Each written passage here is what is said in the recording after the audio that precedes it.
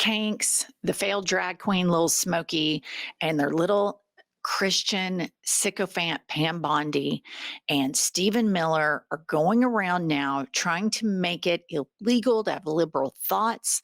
They are going on about hate speech. They're talking about all these imaginary things, about all of this imaginary celebrating on the left of Charlie Kirk's death. I've seen none of that.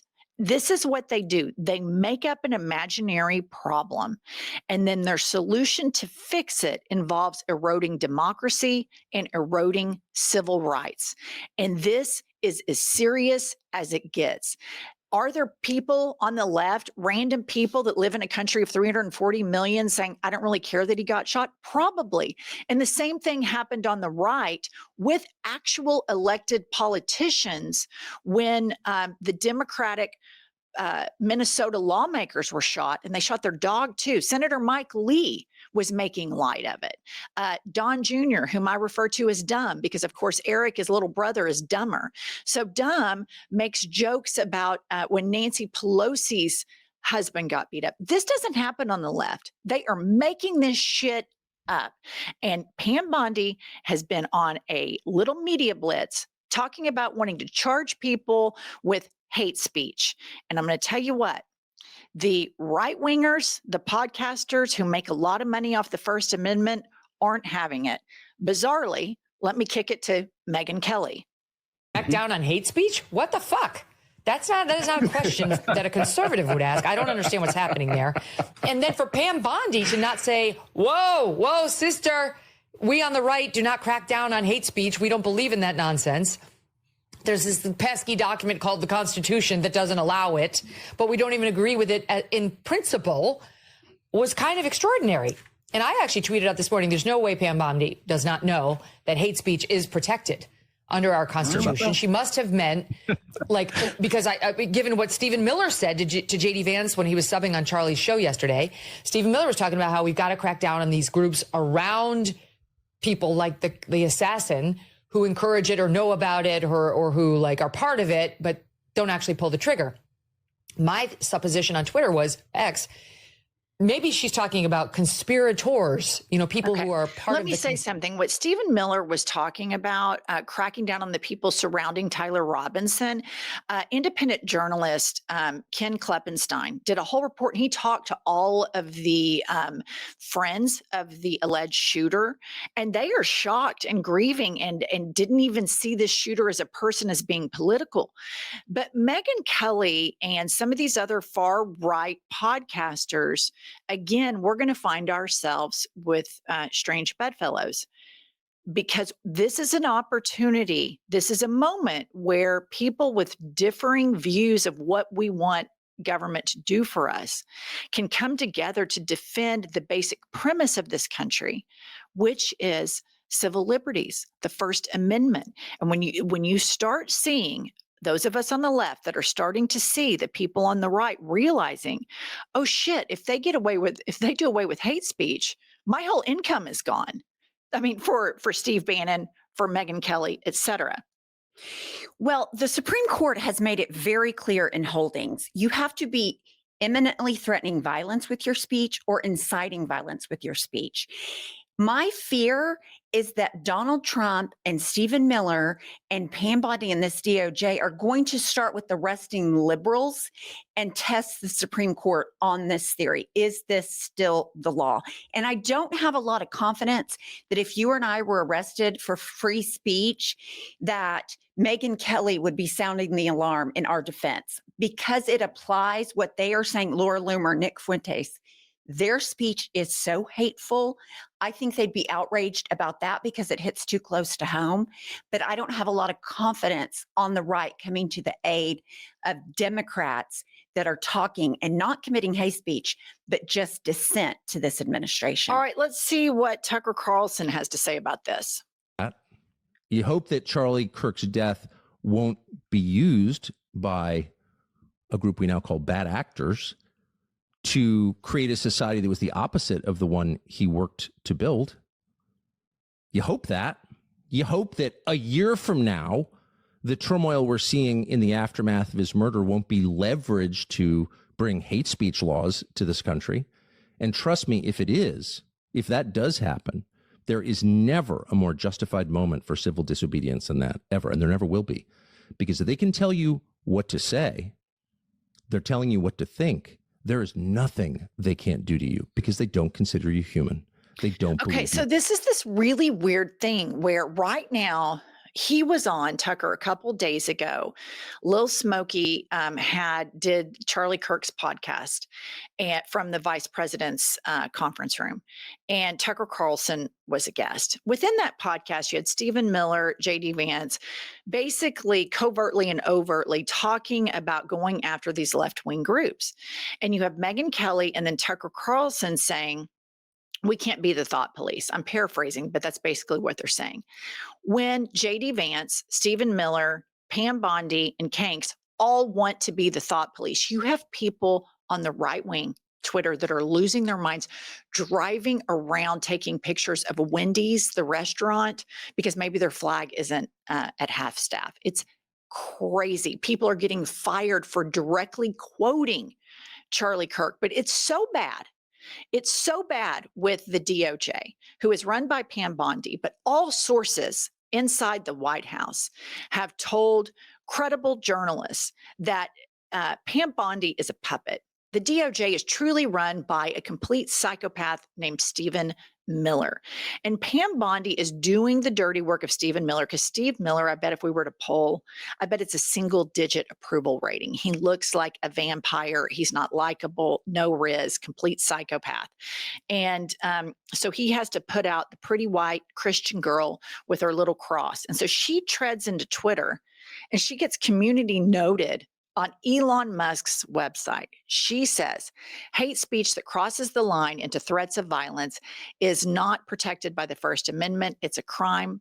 For far too long, we've watched the radical left normalize threats, call for assassinations, and cheer on political violence. That era is over. Community noted, the U.S. Constitution protects most violent speech. The U.S. Supreme Court ruled it legal to justify or celebrate violence or advocate or teach the duty, necessity, or propriety of it, but not incitement to imminent violence. And so what I want to say right now is it's unbelievable to me that the biggest shit talker and the biggest inciter of violence is Kanks. Right. Look at what happened on January 6th. And you see these people that are just so obsequious and blindly loyal to Kanks that they are bending themselves into pretzels on CNN, on MSNBC, on Fox, saying, oh, they're calling us fascists. They're calling us Nazis. They're calling us authoritarians.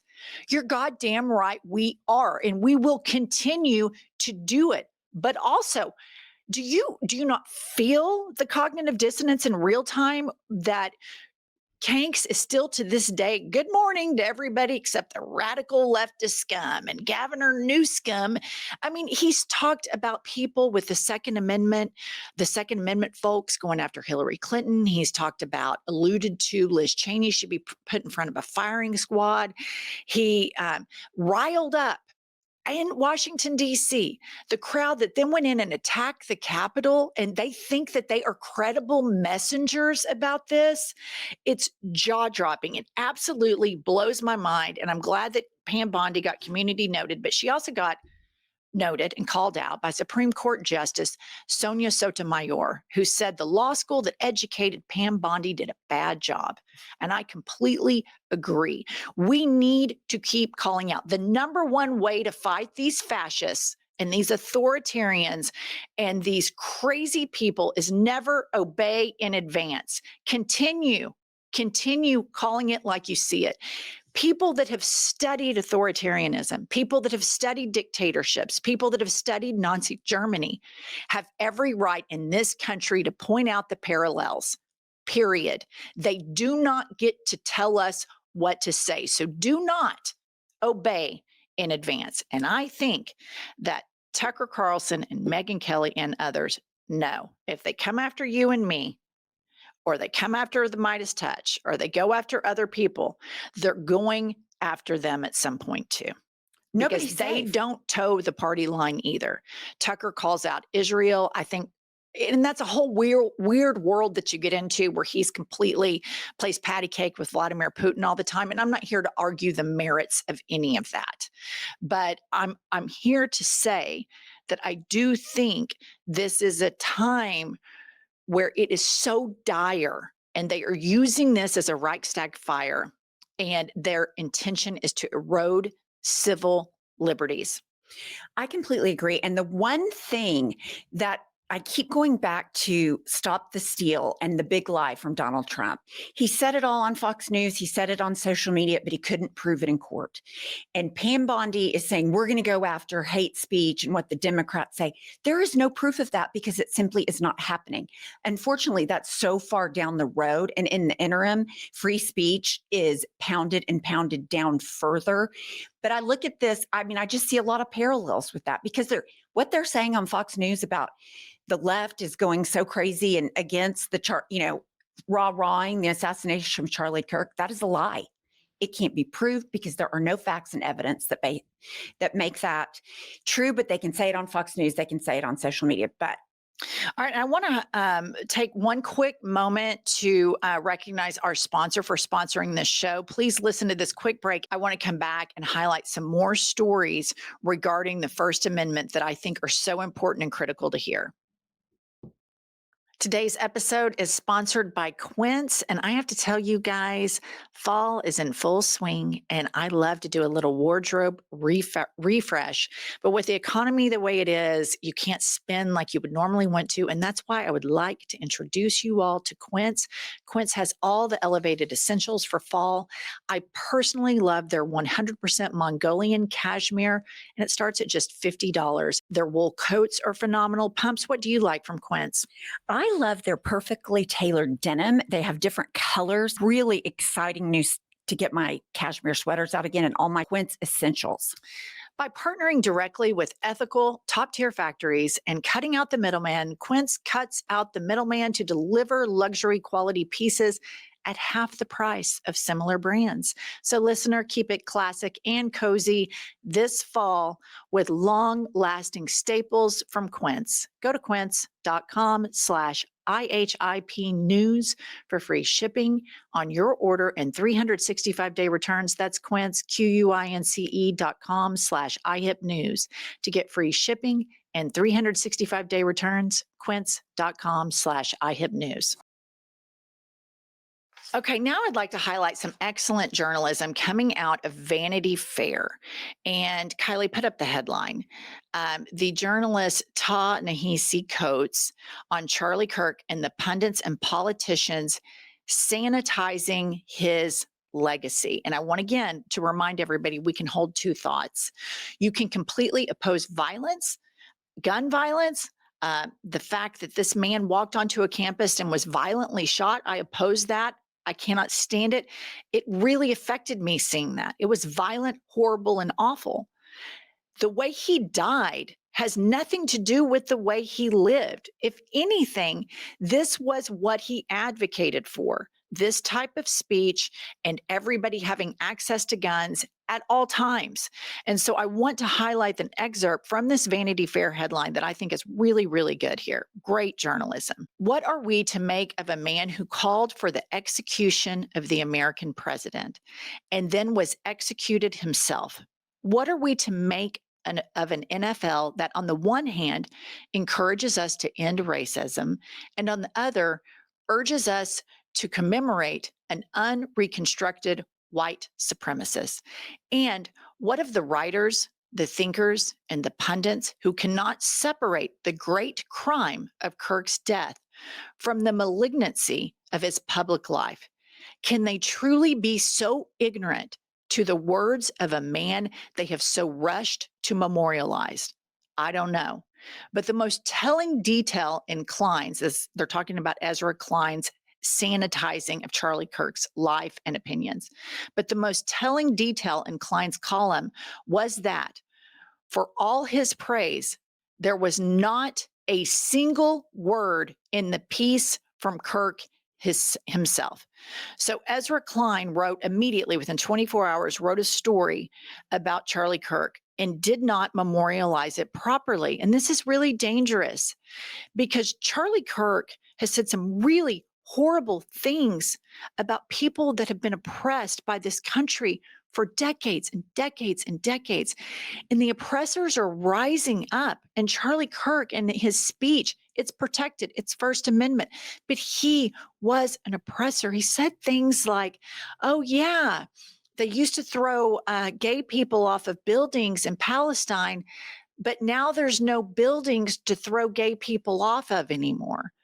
And then everybody in the audience and Charlie Kirk all start dying laughing. And, we're talking about hundreds of thousands of people that are dead and a genocide, and they just make light of it.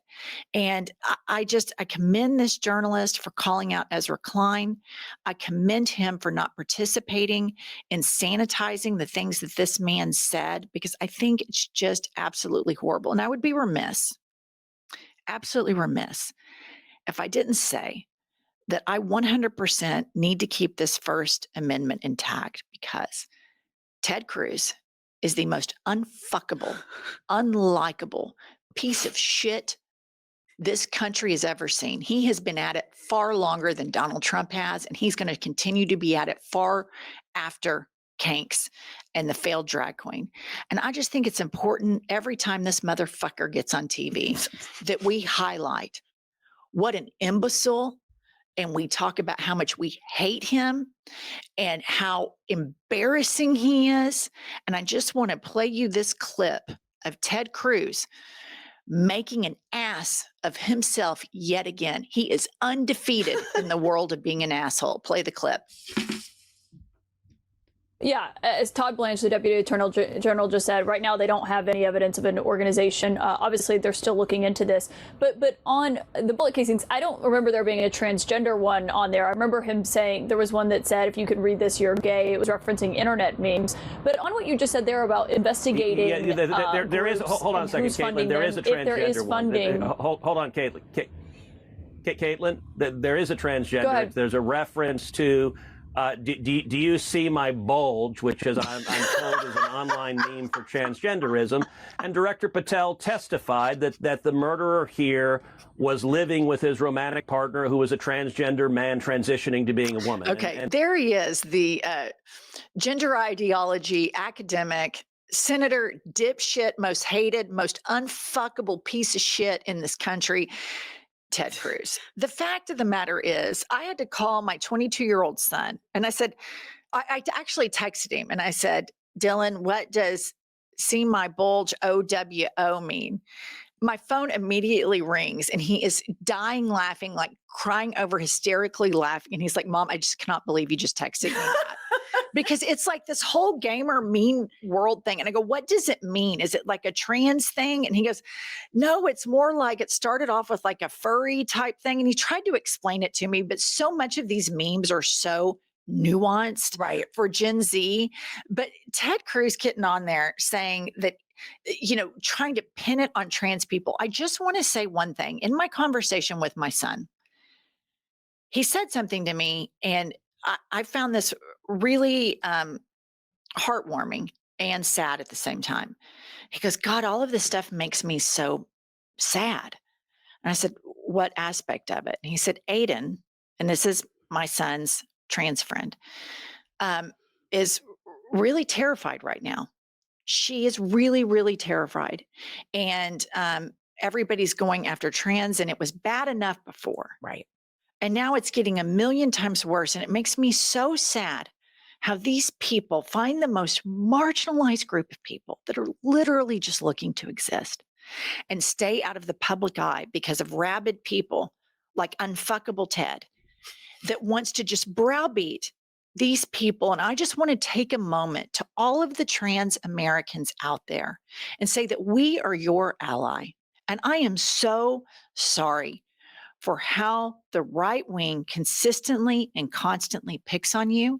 I am sorry that some people in the left see you as a political liability, and they are willing to pick you up and throw you under the bus and drive over you, but we will not fucking do that here. None of us are free until all of us are free. And this anti-trans shit is connected to every other thing that they want to erode civil rights from. You cannot leave anybody behind. A trans person existing doesn't affect your life at all. Quit being dicks. For God's sake, quit it. It is unbelievable how cruel the right is if somebody isn't exactly the way they want them to be, think exactly the way they want them to think. And I just want to note, all of the research has come out from the Google search histories, and all of the people that are Googling trans porn, surprise, surprise, live in red states, with the number one city being the hotbed of, I guess, trans activity, Lawton, Oklahoma. All right. So we can probably have Kylie pull it up at some point, but if I'm a guessing gal, I would say that Lawton probably Trump won by 40 points. Just throwing that out there. All right. So quit being mean to trans people. Fight for our First Amendment. And we have got to keep exposing the people who are trying to erode our civil rights. And if that means that I have something in common with Megyn Kelly and Tucker Carlson, as much as that pains me, they are Americans.